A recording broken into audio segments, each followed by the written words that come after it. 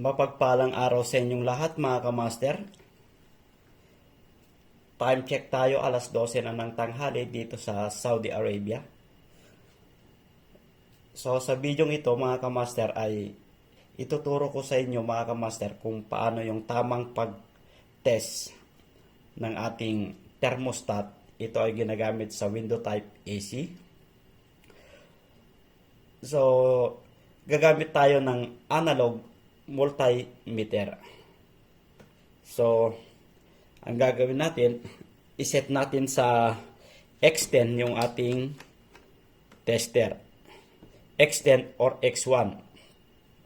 So, ang ating thermostat ay may dalawang terminal. Yung red at saka black na ating test probe ay ilalagay natin sa kanyang terminal. So, kahit magbaliktad yan mga kamaster ay pwede. So, bali naka-off position yung ating thermostat. So, iseset natin siya hanggang mag-close.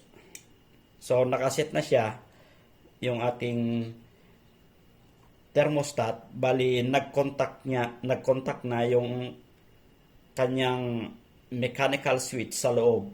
So, as you can see, naka-close na yung ating switch. Pumalo na yung ating tester. So, ibig sabihin, umandar na yung ating compressor. Nagbibigay na ng lamig sa ating room. So, pag nakaramdam yung ating sensor ng malamig na galing sa loob ng ating room, halimbawa, gagamit tayo ng plastic bottle na may yellow. So, ipapasok natin yung para makaramdam ng lamig yung ating sensor. So, ayan mga kamaster, pinasok na natin. So, as you can see, nag-off na siya. Ibig sabihin, malamig na yung loob ng ating room. So, punasan muna natin. Painitin muna natin. Pag kulang na yung lamig na galing sa loob ng ating room, ganito natin mga kamaster para mag-init. Live to mga kamaster. Ayan mga kamaster, pag nakaramdam na kulang na yung lamig yung ating room, aandar na naman siya, mag-close na naman yung mechanical switch sa loob ng ating thermostat. As you can see sa ating tester ay nag-close na naman siya. Ibig sabihin, itong thermostat na to ay good siya. Nagpapunction yung ating thermostat. So, try pa natin ng pangalawang attempt mga kamaster. So, ipasok natin yung ating sensor.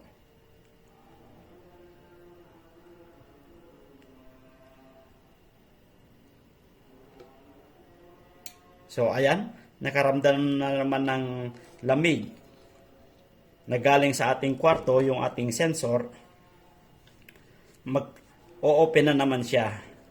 Bali, ang function lang nito, mag-o-open close yung ating mechanical switch sa loob ng ating thermostat.